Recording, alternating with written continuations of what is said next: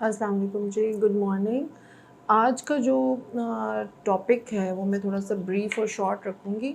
वो इसलिए कि ख़वातीन ये कह रही हैं कि आप थोड़ा-सा छोटे-छोटे टॉपिक्स पे छोटी वीडियोज़ बनाएँ। तो सबसे इम्पॉर्टेंट बात मैं आज जो करना चाह रही हूँ कि अगर आप वेट लूज़ करने की कोशिश कर रही हैं, अगर आपका वेट लॉस का जर्नी जो है वो बहुत सक्सेसफुल नहीं जा रहा और आपको ब्लोटिंग बहुत ज़्यादा रहती है, यानी आपकी टमी जो है वो सूजी हुई रहती है, आपकी बॉडी के ऊपर एक ख़ास किस्म की फेस पे सुबह स्वेलिंग होती है। तो एक तो आप अपने किडनी और लिवर के टेस्ट करवा लें। और नंबर 2 जो मेरा अपना एक्सपीरियंस है वो ये है कि जब भी मैंने क्लाइंट्स की इम्प्रूव की है गट की मोटिलिटी, यानी आप सबसे पहले अपनी जो कॉन्स्टिपेशन है उसको आपने ठीक करना है। जैसे ही आपकी कॉन्स्टिपेशन नॉर्मल हो जाएगी, आपका गट की मोटिलिटी बिल्कुल नॉर्मल हो जाएगी। अब नॉर्मल क्या है? Definition, what is the definition of normal? ख़वातीन पूछती हैं कि डॉक्टर साहब नॉर्मल की डेफ़िनेशन क्या है? तो नॉर्मल ये है कि आपने अपने गट में इतना फ़ाइबर, इतना आपने पानी, इतना चिया सीड्स या इतना फ्रूट, बेसिकली आप बारीक छोटा-छोटा फ्रूट काटें और डेली एक फ्रूट चाट का इतना सा प्याला आपका जो है दोपहर का या हाई टी का जो टाइम होता है या 4-5 बजे का टाइम है, फ्रूट्स को कोशिश करें कि आप डे टाइम में खाएँ। नाइट टाइम में फ्रूट्स जो हैं वो शुगर को या इंसुलिन को बहुत ज़्यादा सर्ज देते हैं ब्लड के अंदर, which is not very highly recommended. तो जो हम बात कर रहे थे वो ये है कि आपने अपनी गट को फ़ाइबर बहुत ज़्यादा देना है। फ़ाइबर का मतलब है कि आप फ्लैक्स सीड ऑयल कैप्सूल्स ले सकती हैं कोल्ड प्रेस्ड। आप ऑलिव ऑयल के जो हैं या कोकोनट ऑयल के कोल्ड प्रेस्ड कैप्सूल्स ले सकती हैं, या आप ऑलिव ऑयल, कोकोनट ऑयल या फ्लैक्स सीड ऑयल जो है उसको आप यूज़ कर सकती हैं फॉर डेली 2 चम्मच रात को, उसके ऊपर से ग्रीन टी पी लें। इसके अलावा नाश्ते में आपके प्रून्स होने चाहिए। डेली आपका जो अंजीर है ऑलिव ऑयल में डिप की हुई, वो आपकी नाश्ते की रूटीन में होनी चाहिए। इसके अलावा क्वैकर्स का जो ओट्स हैं, जो ब्राउन नॉर्मल ओट्स हैं, वो आप स्टीविया में बना लें। उसके ऊपर आप सीड साइक्लिंग कर सकती हैं। सीड साइक्लिंग का मतलब है कि आप कलौंजी, बादाम थोड़ा-सा, मेथी दाना 1 चुटकी, कलौंजी 2 चुटकी, सूरजमुखी के फूल, कद्दू के बीज, थोड़े से तिल, चारों तिल जो होते हैं, मगज़ थोड़े से, और ये सारों को आप रोस्ट कर लें, यानी तवे के ऊपर या नॉन स्टिक पैन में इनको, मैं आपको सिखाऊँगी ये चीज़ें करना भी आगे-आगे, कि उनको कैसे रोस्ट करना है और उनकी नमी कैसे निकालनी है, और उसके बाद आपने उनको एक शीशे के कंटेनर में कैसे सेव करना है ताकि उनको जो है वो नमी और उनके अंदर वो प्रॉब्लम्स ना आएँ, कीड़ा पड़ने के या सौगी होने के। इसको आप यूज़ कर सकती हैं। इसके अलावा बरसात के मौसम में आपके पास जितने ड्राई नट्स हैं, बेसन है, या जो आपके सीड्स आपने ख़रीदे हुए हैं सीड साइक्लिंग के लिए, बीज जो होते हैं उनको आप फ्रीज़र में रख दें। अगर आपने उनको रोस्ट नहीं किया तो फ्रीज़र में रखने से ये होता है कि उनके अंदर जो नमी वग़ैरह होती है उनमें कीड़ा नहीं पड़ता। और फिर आप बरसात के बाद जैसे आपको सिखाएँगे, अभी कुछ कुकिंग वीडियोज़ शुरू करेंगे, तो हम आपको सिखाएँगे कि कैसे आपने सीड्स को प्रिज़र्व करना है। अच्छा, फ्रूट चाट का एक प्याला बारीक कटा हुआ फ्रूट, और आपने फ्रूट को प्रॉपर्ली चबा के खाना है।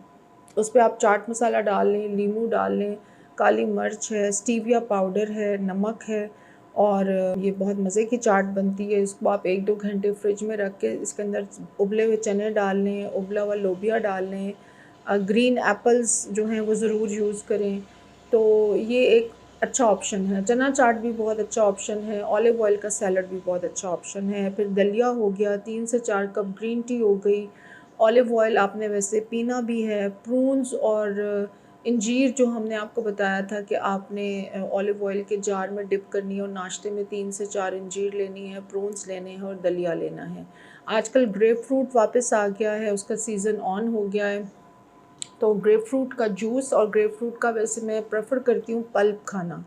आप ग्रेपफ्रूट सुबह नाश्ते में 1 से 2 ग्रेपफ्रूट जो हैं उनको छील के उसका जो गूदा है उसको इस्तेमाल करें नाश्ते में। वो एक तो वेट को बहुत कम करता है, स्किन को बहुत ग्लो देता है, और उसके साथ साथ आपके जो सिस्टम्स हैं, ऑर्गन्स के ऊपर से चर्बी को उतारता है। अगर आपको फैटी लिवर है या आपकी कोलेस्ट्रॉल हाई रहता है या आपको अंदाज़ा है कि आपके जिस्म में चर्बी वाली गुठलियाँ बनती हैं, तो आप डेफ़िनेटली जो है ये जो टिप है इसको ज़रूर ट्राई करें कि जो ग्रेप फ्रूट है वो एक मिरेकल है। और फ्रेश ग्रेप फ्रूट आजकल मार्केट में आ गया है, जो अब रहेगा, आई थिंक मार्च तक रहेगा।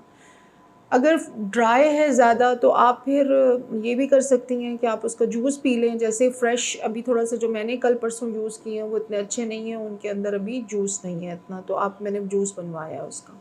प्रेफ़रेबली गट की सफाई के लिए हमें पल्प चाहिए होता है, पल्प एंड फाइबर चाहिए होता है। तो अगर आप अपनी कॉन्स्टिपेशन को कवर करें, और कॉन्स्टिपेशन अगर आपको उसकी निशानी ये है कि कॉन्स्टिपेशन ना होने की निशानी ये है कि आपने सुबह उठ के पहले ग्रीन टी, कॉफ़ी या ब्लैक कॉफ़ी या 2 कप गर्म पानी के पिए और उसके फ़ौरन बाद आधे पौने घंटे में 15 मिनट में आपको डेफिकेशन रिफ्लेक्स यानी स्टूल पास करने का रिफ्लेक्स आता है और आप वॉशरूम जाती हैं, and the activity of passing stool जो है वो बहुत स्मूथ है।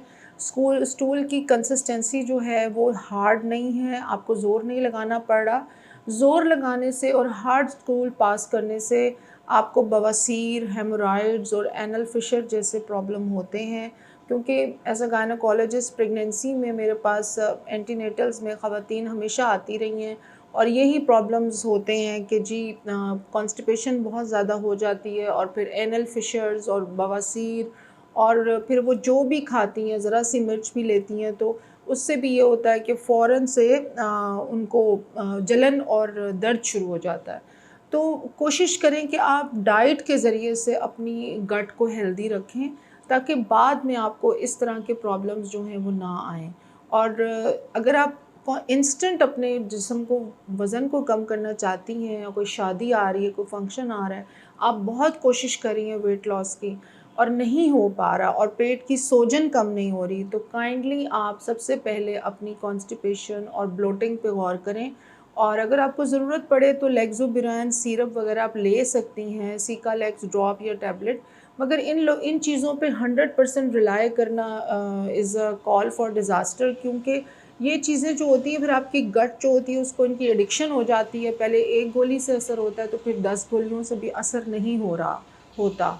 तो कॉन्स्टिपेशन का जो पक्का इलाज है वो यही है कि आप चुकंदर, ब्रोकली, आलू, मटर इनको भी स्टीम कर लें स्टीमर में, और उसके बाद योगर्ट के अंदर एक बंद गोभी, सलाद पत्ता, स्टीविया का पाउडर या कैंडल पाउडर या सुक्राल पाउडर उसको डालें, थोड़ा-सा ऑलिव ऑयल डालें, थोड़ा-सा नमक, काली मिर्च, ऑरिगैनो जो है मिक्स्ड हर्ब्स होती हैं वो डालें, और उसके बाद आप उसका एक अच्छा-सा वो रशियन सैलेड सा बना के फ्रिज में रख लें। उसमें green Apple, sweet corn, pineapple, कभी उबले हुए चने डाल लिए, कभी उसमें आपने लोबिया डाल लिया सफ़ेद, लाल, कभी आपने उसमें मौसम के फ्रूट्स ऐड कर लिए। तो वो एक आपका जो बोल बनता है वो आप सारा दिन खाएँ, थोड़ा-थोड़ा फ्रिज से निकाल के।